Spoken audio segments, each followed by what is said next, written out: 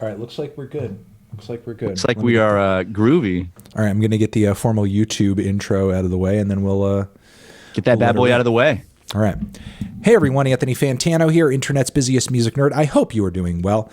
Today we're about to have an exclusive conversation with the one and only Mr. Matt Watson. Obviously, a lot of you guys may know him as a content creator associated with the Super Mega brand, but today we're going to be talking about him specifically in a musical context because he just dropped a brand new LP titled See You There, the follow-up to his EP that he dropped last year, Ouch. Not last year, in 2020 at the start of the pandemic, or during the pandemic year, rather. And just kind of looking to pick his brain about the new record, his progression from his last project, how his tour recently went, and kind of ambitions, artistically speaking, from this point forward. So, Matt, thank you for coming through.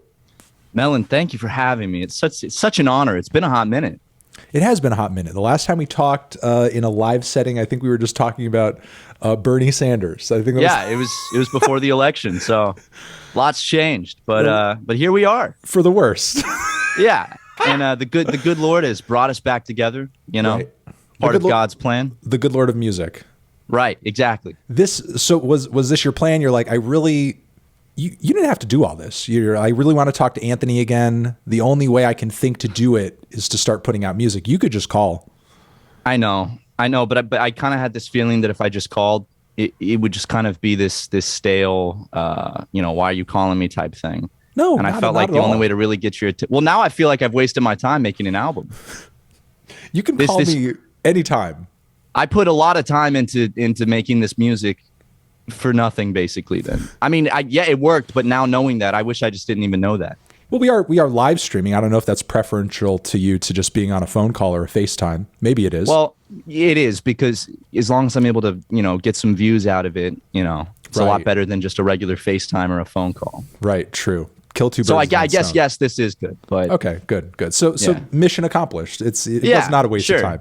So I'm gonna dip off now then, if that's cool. I got what I wanted. No, we're still going. We have so many questions to ask. Oh, you wanted to actually ask questions? Yeah. Were you going to actually answer questions? I guess so. Yeah.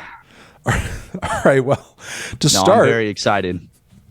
To start, I wanted to ask you about the production on the new record, because one of the first things I noticed in the transition from the latest album, rewinding back to the Ouch EP, was that, it seems like you really kind of pulled things together in terms of like the slickness of the beats and the vocal recording and everything like that.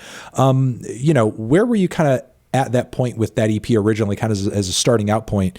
And, what did you need to do, pick up, learn, kind of reach out and kind of like, get a grasp of in order to get things like sounding as professional grade as they do on the new project? Thank you. I guess, so to start, Ouch was like, I guess the origin of that was I've always wanted to make music as long as I've wanted to like make YouTube videos. But I didn't know how to make music. I would just like fuck around on GarageBand on my dad's work computer. But basically, once the pandemic hit, or a little before that, I was like, I've always wanted to do this, and if I don't start, I'm just not going to do it. So I'll just try it. And when I made Ouch, I had this like pride thing where I was like, I'm going to do all of it. I don't want anyone to mix it. Like, I want my first project to be just me, which is why the mixing is so ass, and there's a lot to be desired there. But after that, when I decided I wanted to do like another project and maybe do like a full album this time, I was like, okay, well, obviously I'm no good at mixing, and I have friends that can do it. So I elicited the help of a couple friends to help with like mixing and some production and stuff. And that's kind of the upgrade there. That's why it sounds a little bit nicer, is because my buddy Nick mixed it and mastered it, which definitely adds a nice clean edge to it compared to Ouch. Well, I mean, even like the quality of instrumentation, the guitar recordings and everything like that go into the record as well.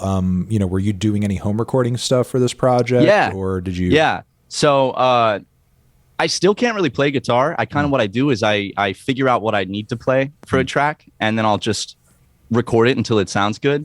Like if you put me on stage with a gun right now, I would not be able to play any of my songs. But I figured out how do any of your songs involve a gun? Some of them do. Okay, got it. Those aren't out yet though. But Got basically the guitar, like I'm starting to learn more now after tour. I was like, okay, I really want to actually learn how to play guitar confidently enough where I could do it on stage. So my buddy Paul Cherry, we're doing little weekly jam sessions where he's teaching me how to riff and do all that fun stuff. Okay. But yeah, I produced a big chunk of the album. I did a lot of the guitars. There's one track where my buddy Tamoya did the guitars, and that's that song Aquarium. But everything else was me in terms of guitar. My goal is to, like, my ultimate goal is I would love to tour with like a live band, because I love when artists when they do their live shows with a live band, even if their music's not like that. I think that's really fun. So I'd love to at least do like one tour like that, and that's my goal, is to get good enough where I can do that live. For the time being, for future shows, if I can at least just use guitar with backing track. But yeah, I took guitar lessons in like 7th grade, so I have a little bit that like stuck with me, like chords and stuff, but like I just need to practice more ultimately. I mean, the second biggest priority is a dance coach, so I can really bust a move on stage, because I got fucked up feet and I don't know how to throw them around. And I feel like if I just get just the right person, I'll be like the next Michael Jackson up there, just for the dancing aspect of things when it comes to Michael Jackson. I have faith in you. Thank you. You know, aside from what you're saying in terms of like the guitar stuff and also like, you know, the mixing and production quality generally, you know, what would you say were some of the other goals that you had in the transition from the EP to the new album, in terms of like, you know, new stuff you wanted to try or things that you wanted to achieve in terms of, I don't know, song quality, sound quality, or just, you know, artistic ambitions? Yeah. So what I wanted to do on this album was I didn't want to like pigeonhole myself into one genre. So I wanted to kind of like test around with different genres a little bit. Because whenever I like sit down and whenever I sit down and make music, I depending on like how I'm feeling or the stuff that I'm listening to that specific week, kind of what I want to make is different. So I don't want to like lock myself into like one type of sound. So I think on this one, I wanted to try a bunch of different stuff out. I didn't want to pigeonhole into like the sad boy sound, but I after seeing some comments, I think I still have a little more work to do with that. You were kind of sad boy on this record. Well, what's funny is after one show I did, this was like 2 days after the album came out, I did an interview with someone for a magazine, and they asked me about the sound, and I was like, oh, well, you know, this album compared to the first EPs, you know, it's like, I feel like the first EP was really sad and this one's like a lot more positive. And she was like, okay. And then after, like, I read all the comments on like Reddit and online and stuff, and they're like, this is so sad. And I was like, oh shit, I guess it is. So, but I really, really like doing more like fun, upbeat music. And that's a big goal for me, is I want to do less sad stuff and do more like fun shit, like the track with Sarah Benito. I want to do more kind of like fun, funky, and again, going back to like the upping production or my goals for next, I really am trying to link up with a vocal coach so I can figure out how to utilize my voice more, especially for like falsettos, because I love doing that funky falsetto shit. Let me ask you and kind of dig into a handful of tracks based on some of the stuff that you were just saying. Yeah, sure. Coral, for example, which, I mean, speaking of the versatility of the album, that track really kind of sticks out for being almost like this very distorted, lo-fi, almost shoegazy kind of, right, you know, vibe. You know, what was kind of driving the creative process of that record? You know, what were some of the influences in your own mind kind of going into that song? And do you feel like you achieved the sound that you were going for there, given how, you know, different it is from every other track on the record? Yeah, I'm really happy with that one, because I sat down one night and I was just messing around with my guitar, and I've always been a big shoegaze fan, just that kind of distorted sound, with kind of weirder chords and chord progressions. And I said, I've always liked this music. I want to try to make a track like that. Let's see what happens. And I found like a chord progression I liked, and I just spent all night just messing around with different like pedals and amps and stuff. And I got something I liked, and I ended up just kind of pumping that one out. I think that was the fastest track I actually made, because I think I made that one in one sitting one night. And then my buddy mixed it, and I really liked the way it turned out. That's one of my favorites on the album, though. Just because I think it's the most different maybe from the rest of it.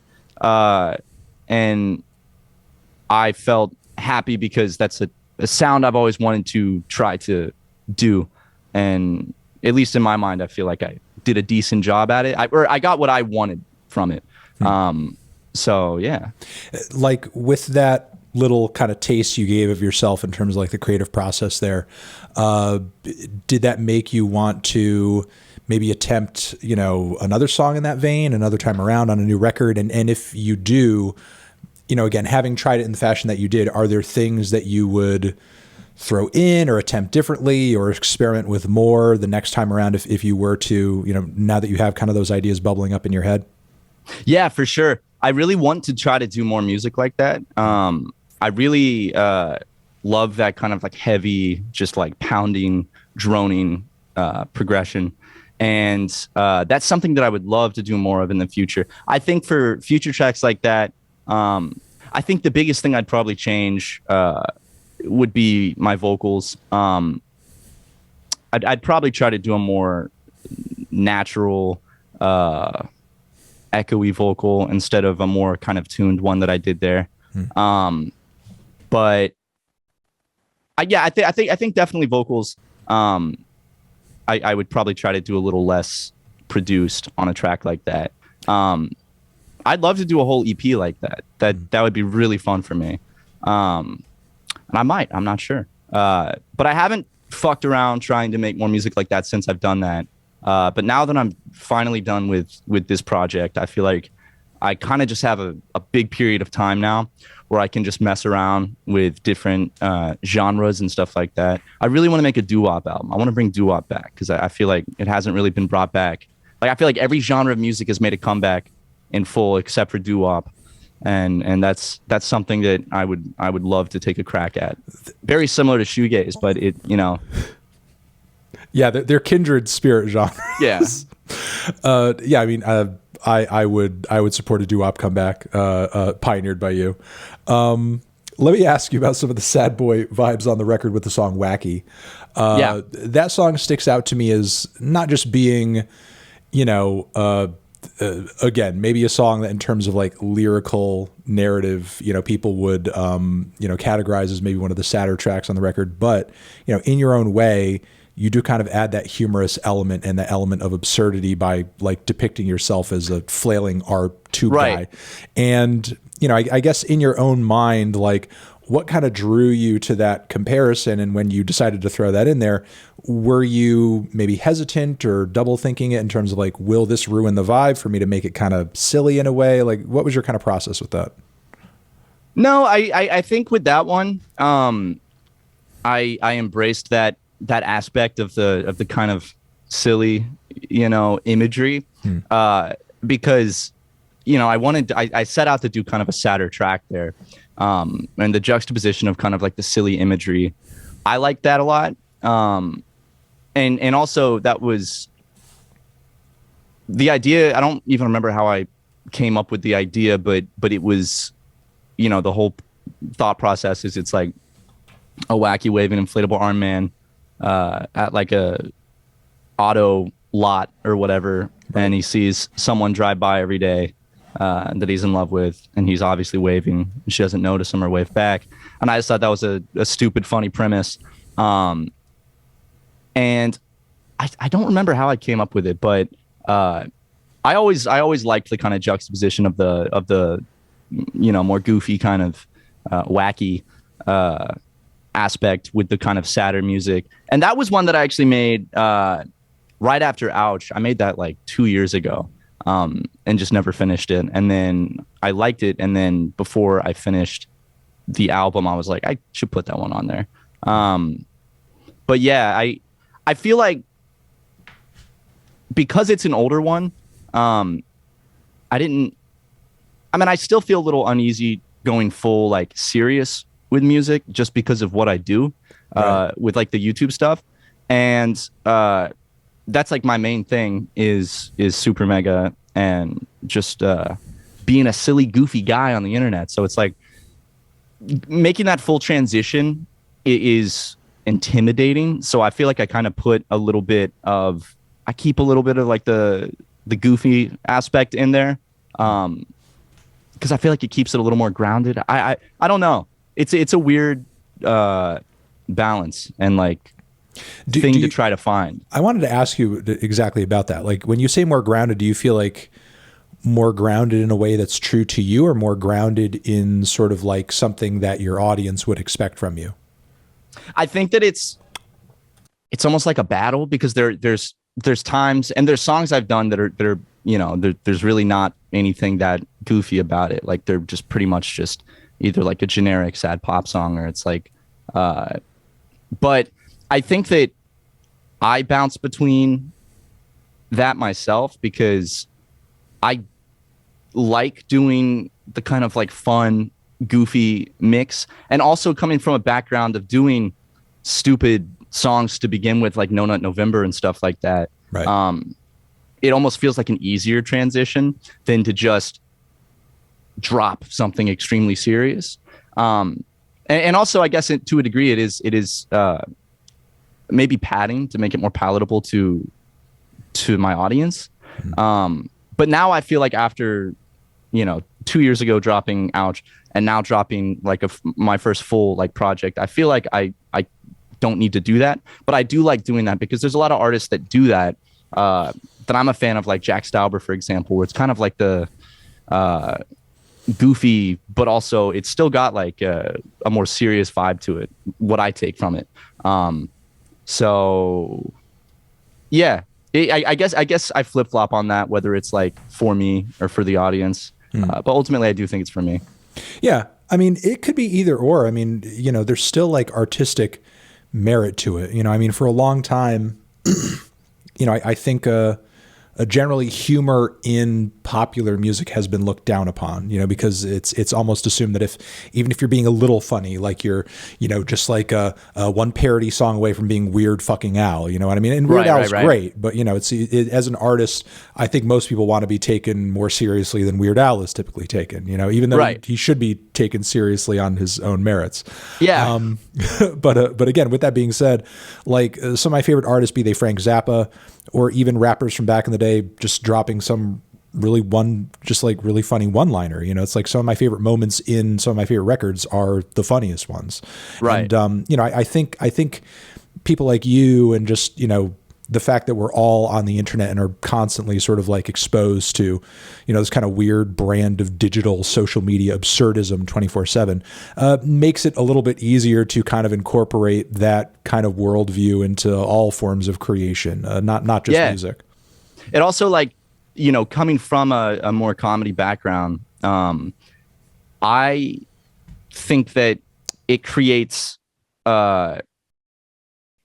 because I don't necessarily want to be seen as like there's this side and then this side. So I do like putting the two together with it's like a Venn diagram, having a little bit in the middle. And I'm always going to do that because I personally like that and it's fun for me. And I also continue to just keep making stupid tracks that aren't like the more serious stuff, like the No Nut November type stuff, because I love doing that. And I think something I struggled with for the longest time that kept me from releasing music for almost 2 years after Ouch was I was like, okay, well, I really like doing, the more like stupid comedy, goofy, like rap shit. That's really fun for me. And I love doing that. But I also want to release this more, from the heart type, passion project music. So I struggled with like, well, do I need a separate artist name for that? Do I need, how do I separate the two? And then I kind of just came to a point after like a year and a half of like contemplating that, and I was like, I've already just put myself out there under just my regular name, and I think that I'm overthinking it, and I can just probably do both under the same name, which is something that like I guess still I kind of sometimes second guess, but I don't know. Like I feel like I'm known for the videos and stuff that I've done in the past, and now I'm becoming also known for this. And I don't think there's a point to really separate the two because they both are fully me. So I think what I struggled with the most was other artists maybe taking me seriously if I did that, you know, because if you go to my Spotify profile, not anymore, but or actually maybe still right now, you know, it's like my top 5 most popular tracks. It's got like up near the top is always Known at November mixed in with the more like this, you know, passion project music. So I always kind of have struggled with that where I'm like, but will people take me seriously? And of course I do want to be taken seriously, but I also know the position I'm in and where I'm coming from. I think I'm just lucky to have a supportive audience that listens to it and supports both. So I feel like moving forward, I'm just gonna do both as I please under my name because it is at the end of the day all me, and I don't want to separate the two too much. If that makes sense. No, I know. I think it does. Kind of speaking to some of the more serious kind of tones and emotions of the record that you were kind of alluding to earlier, you know, let's jump into Nebraska, which I think is one of the most kind of moody tracks on the entire LP, and the chord progression is really solid as well. I think it's a good ending to the album. You know, like, were there any kind of reservations or hesitations going into that track or deciding to end the record with that track on such a moody note? No, I wanted that one. So reservations, yes, because that one is more of like I guess it's definitely more different from a lot of the other stuff because it's a lot of like vocal harmonies and right. Definitely more of a sad song. Because I guess in terms of that spectrum, you know, I can make the No Nut November stuff and then I can do Nebraska. So that one's definitely further towards that end of the spectrum. I thought it would be a good song to end on, especially with the little orchestral outro, because I am a huge sucker for albums that have like orchestral outros and like motifs and stuff. But that one, I was always really scared to release just because it was a little more, like I said, on that end of the spectrum. But I'm glad that it resonated with people. But I guess what I'm really happy about is that people can enjoy it, and I can see like, oh, so I am able to do stuff like that in the future if I want, without it being seen as like too out there, if that makes sense for me. No, I think that's great. And, you know, I mean, thank you for your input on that. I do want to, off of that, also ask you about what I thought was one of the most out there moments on the record, and just like kind of get your thoughts on it from a writing standpoint. The song Aquarium, which like I think is a really kind of layered and complicated song in terms of like the themes and what you're exploring on that track, because obviously you're coming from the standpoint of missing somebody, but you're also kind of singing about a literal missing person and sort of like being sort of upset at the prospect of someone else finding them, because maybe that would like cut in on your romantic interest over them or something. So like what made you kind of devise this narrative in your head? Because it's a very kind of odd sort of infatuation that you're singing about here. Okay, so with that track, that track is the one that I see people raise the most like eyebrows at, which I get it. So there's like 2 tracks on the album that are, you know, not necessarily from my perspective, but more from like just a storytelling perspective. Wacky and this one. And I just had this idea. I think I just had this idea for like a short film a long time ago, where it was like some kind of like creepy obsessive guy that sees someone in like a missing like person's thing, and he just falls like head over heels for them, like creepily. and he makes it like his goal to find them before anybody else. Like he's going to find them because he's in love with them. So I was like, that's a fun storytelling song idea. So that whole song is basically just about that premise. And also I kind of layered into it the kind of just like parasocial obsessive fan stalking aspect that, you know, if you're online doing what we do, you encounter. So that one definitely is a very creepy undertone. And I also liked pairing that one with that musical composition because for such a creepy topic, you'd think it would be a more like darker kind of track. But I liked kind of that pairing the two of those together. But that is the one I've seen the most eyebrows raised at, and I get it. I just thought it was a fun concept, just kind of really out there.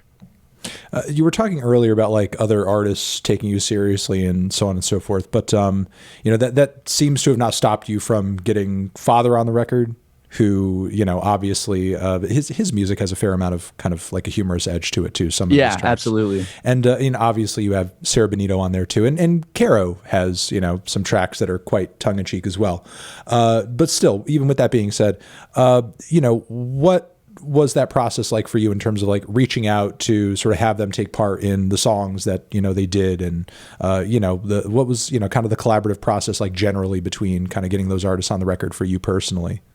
Yeah, so I think with this one, because it was like my first album, I stayed in my comfort zone of people that I already knew, and I already knew Father and Sarah. I knew Father from I did the music video for Freddie Dredd's song Cha Cha, and he was in that. So I had known him since 2019, and I reached out to him because I started making that Ring Pop track, not even planning to like drop it or even put it on the album, but I was listening back to it and I was like, it'd be cool to get someone on this. And I was like, this kind of sounds like a Father type beat.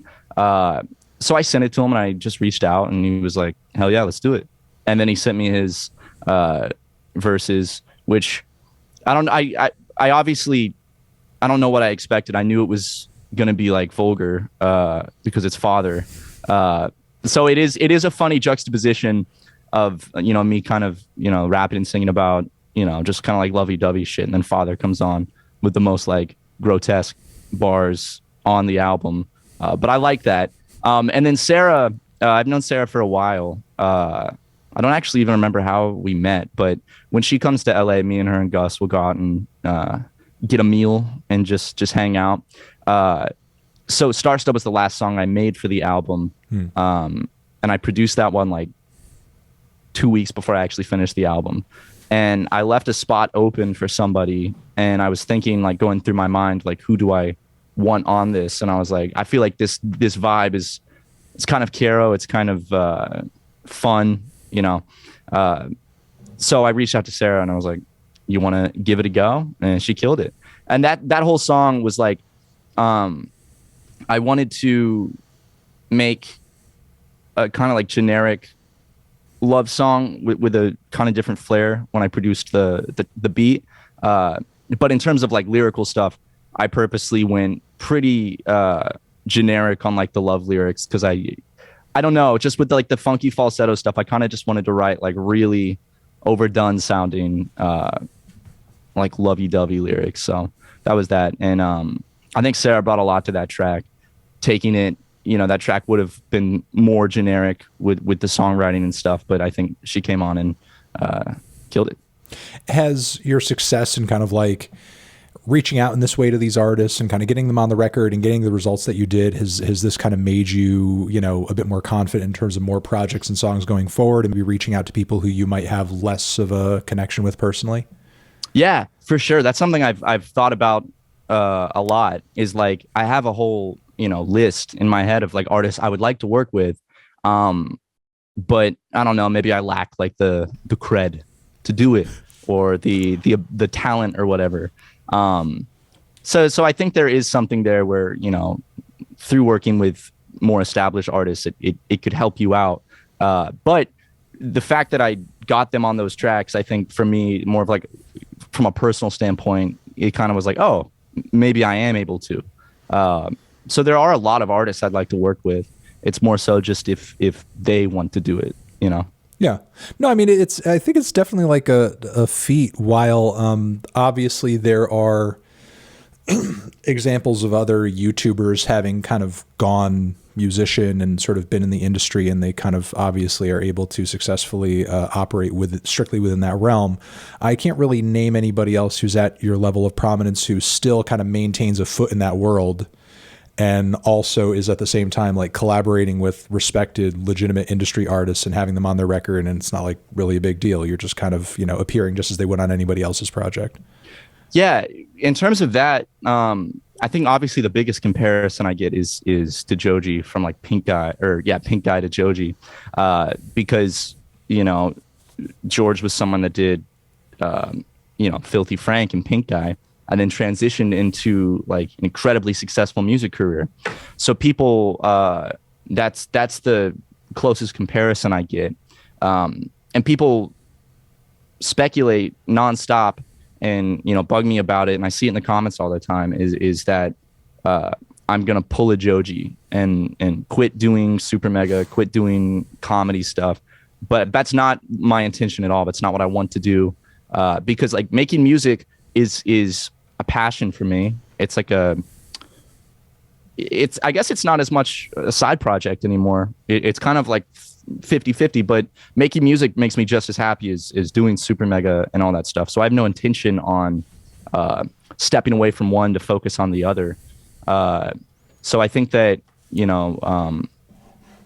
I think because George did that, that's kind of the go-to assumption, that's like the career path that has to be followed.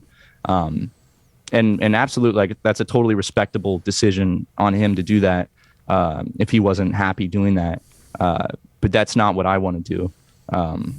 So that's another thing I wanted to say in this interview was that I have no intentions on ever abandoning or leaving doing comedy stuff for just music. Mm-hmm.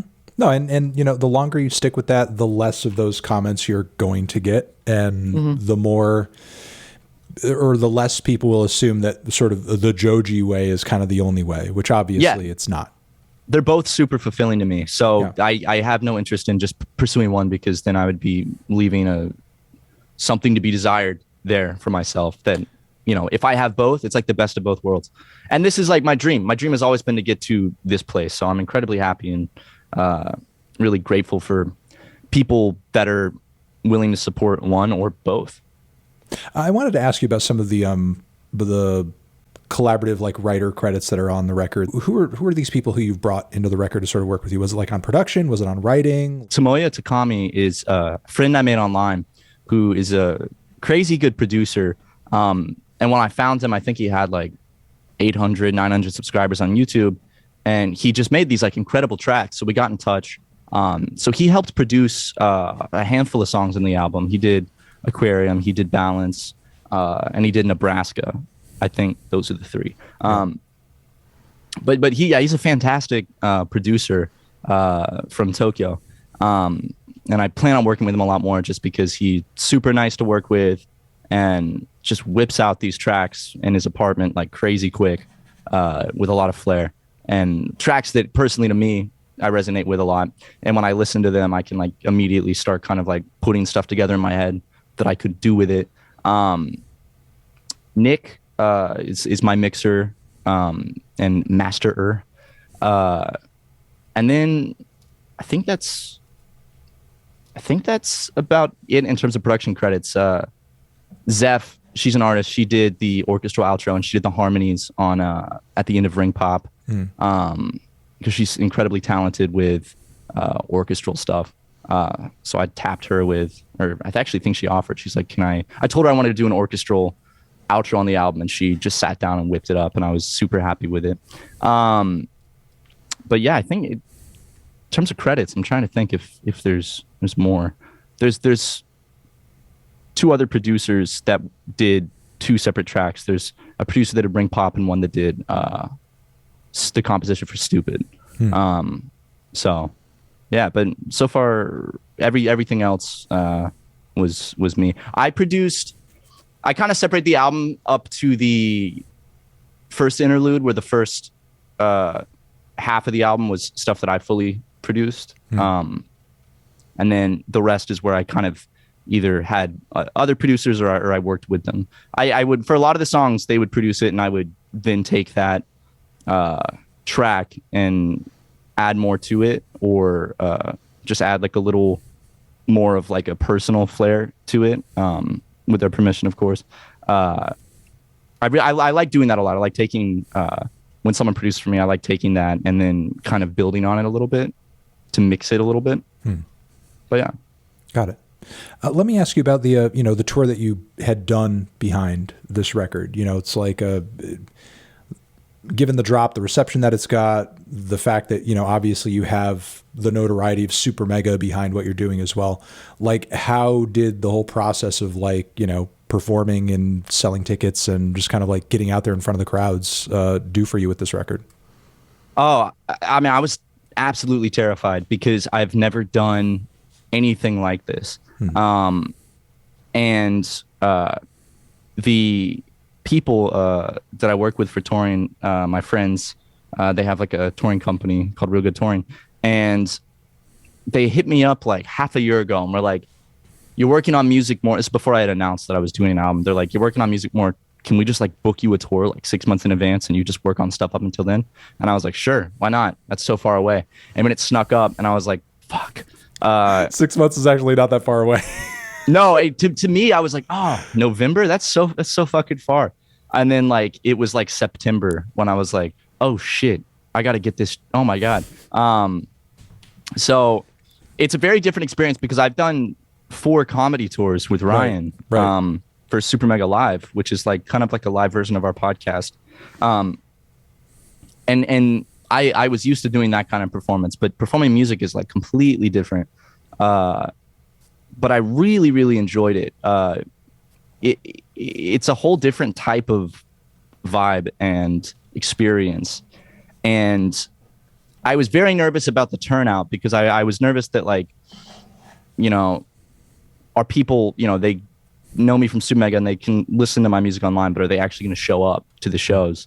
And just the people that came to the shows were like the nicest, most supportive, like just super loving people. So I had an incredible experience touring. I miss it so much already. It was exhausting, but it was like truly probably the highlight of my year.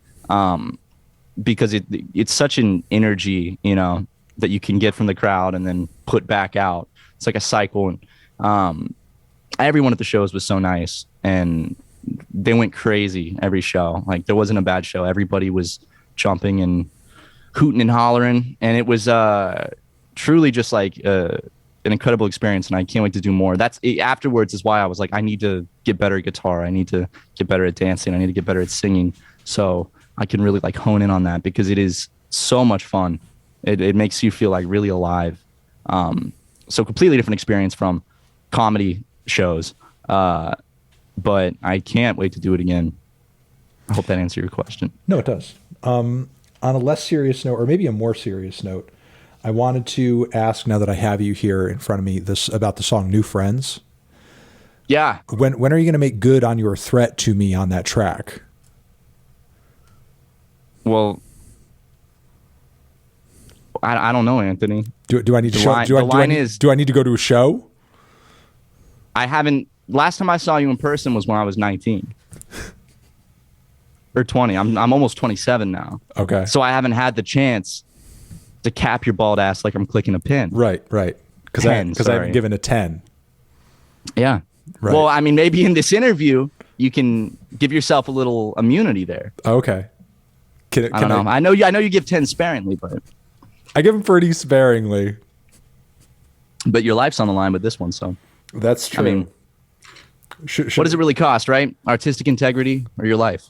That's true. Should I just avoid any and all Matt Watson shows? Should I? No. I think you should come. I think you should be the biggest groupie. Honestly, you should follow to every single city. I want to see you front row. I want to see you drenched in sweat, fucking, saying all the that words. Would make it up to me. If you don't give me a 10, at least I want to see you front row at every future show. I want you to have your arms on the stage, like that close up, just really going nuts. I was very proud of that bar. Fantano is dead if you don't give a 10. Send out some shooters to make his life end. Kick down his door, make him squeal like a pig, and I'll cap his bald ass like I'm clicking a pen. That's what it was. That is what it was. Like you would have to call some shooters. I've seen video footage of you fighting. That's why I said I didn't say I'm gonna. Oh yes, I do say I'm gonna. No, I never said I was gonna be the one kicking down the door and capping your bald ass. I said I'll send out some shooters. Yeah, I wouldn't do it personally. You would hire out. I need like a couple separations of. You're a busy guy. Degrees of separation. I'm a busy guy. You got a lot to do. I can't go all the way to Germany or wherever you live and kick down your door. Germany. I don't think I'm strong enough to kick down your door, to be honest. That's why I would send out some shooters. I got it. Just watch your back. I will. I have a camera shooting my back right now. I could see what's behind me. Really? Yeah, you can see what's behind me right now. Oh, I'm really stupid, and I interpreted that as you have a camera on the other side of the room filming your back. So you can also see your back. And I was like, why is that necessary? If a camera was behind me, it would be shooting what's in front of me. Yes. You know how cameras work. You're a content creator. I do. I had a little goof there. I'm sorry. But you're not making it better for yourself right now by saying this kind of stuff. Okay, I'm sorry. You know how cameras work. You're a content creator, and Sounds very condescending. I'm not trying to be condescending. You're condescending someone that has issued a threat with your life. Big fan of you, and Thank you, big fan Anthony. of everything every YouTube video you make should get 3 times the views of the most obscure Mr. Beast video. Thank you. The most popular Mr. Beast video. You should be getting more views than Mr. Beast. Thank you. And you should be doing bigger numbers than Drake. I'm trying, man. We got a collab coming out soon. Actually, all 3 of us, me, Mr. Beast, and Drake. So I don't want to spoil too much, but that one is going to be pretty good. Okay, good. Yeah. Good. I like that. Absolutely. I'm excited. Absolutely. So for your musical ambitions going forward or the continued promotion of this record, do you have anything else kind of coming down the pipe immediately that we need to be on the lookout for? No, I'm going to take some time just to focus. Now that I've put so much focus into music the last few months, I need to kind of, I'm still going to keep working on it, but it's just like a big job for me. So now I just kind of want to shift the focus more on Super Mega for a while. But I have a couple projects I want to work on. I want to just do a couple EPs before another big project. I want to do one that's more of like the fun, goofy, freestyling rap type shit. I want to do another EP that's more like See You There Was. I really enjoy doing cover songs, and I've just started just putting those on my Patreon page. Because I put all my music stuff like early or works in progress on my personal Patreon page. But yeah, I mean, big projects. Got a lot of ideas for the new year. Ryan and I would really like to try to pitch a sketch comedy pilot to pitch it around and shoot that and produce that. But in terms of music, I just right now kind of want to take it easy and just start making stuff on. I don't know, making an album is really exhausting, so I kind of just want to experiment around more with different genres. Maybe the doo-wop thing. Might have to do a little doo-wop EP. The doo-wop thing. Try my best to bring it back. The shoegaze thing. There's a lot of options. Yeah. Well, that's what I try to set myself up with without pigeonholing myself into one specific sound or genre. So now after this, I can kind of experiment around with different sounds and see what works, see what doesn't, see what I like doing the most. So that's the goal. Well, good luck with all of it. Thank you. I appreciate you coming through. Hey, thank you for having me. I'm very honored that you asked me. It means a lot. Thank you. Yeah, no, it does. Again, you didn't need to start making music to talk with me, but if you came out with more music, I would listen to it. And if you ever wanted to just talk to me, you could just call me anytime. So I don't need to make another album just to get you to talk to me? No. I can actually just FaceTime you anytime? You can actually just FaceTime me. Like I said earlier, I feel like I wasted my time then. I didn't have to waste all my time making that album. Nebraska's a good song. Nebraska's a really good track. There's a lot of good tracks on the record. So you didn't waste your time. Thank you. I appreciate it. That means from the bottom of my heart, thank you. That means a ton. Well, I love you so much. Thank you. It means that it means a lot to me, even with all of your success. You still fraternize with me. You still come around over here to talk with me. I'll always fraternize with you. I mean, even when appreciate I'm as that. big as Drake, I still will. Thank you. Thank you. You won't attack me in know the what? DMs at midnight on a Wednesday? I promise I won't. And you know what? Promise. I'll make a statement right now. That thread I issued in New Friends, it's off. It's done. Whoa. Okay. Whoa. It's off. Whoa. I'm calling the shooters off. It's done. It's old news. Like a benevolent mob boss. You buttered me up. It's good. you just turned it off. Now what I'm saying is it can always be back on the table again. Yeah, no, I figured that. But what I'm saying is right now it's off. you made me a happy boy, so it's off right now. For now. Well, thank you very much for helping squash the beef together. Absolutely. We squashed the beef live. We squashed the beef live. I was about to go Gallagher on your ass. Get it with the melon, yeah? I Rest get in it. peace. I was actually telling somebody about Gallagher the other day, and they had no clue who he was. What? It was like he used to smash food and melons and everything with a giant hammer. You just smashed melons with a big mallet. That was his thing. That was a point in comedy where it was like that was the pinnacle of comedy. It was like you put a watermelon on stage, you smash it with a big hammer, crowd's going nuts. You could probably do that to reignite the beef. You could smash a melon at a show with my face on it. Oh, every show I'll get a Sharpie. I'll do a perfect replication of you on it. I'm going to do this. You've inspired it. The crowd will go nuts. It'll be out of love, but yeah. No, I get it. I get it. Yeah. I'm a critic. I'm gonna get some flack. Obviously. All But again, right. man, thank you so much for having me. It was a blast. No, thank you. All right, you have a good one. Love you, Melon. Take care. Bye.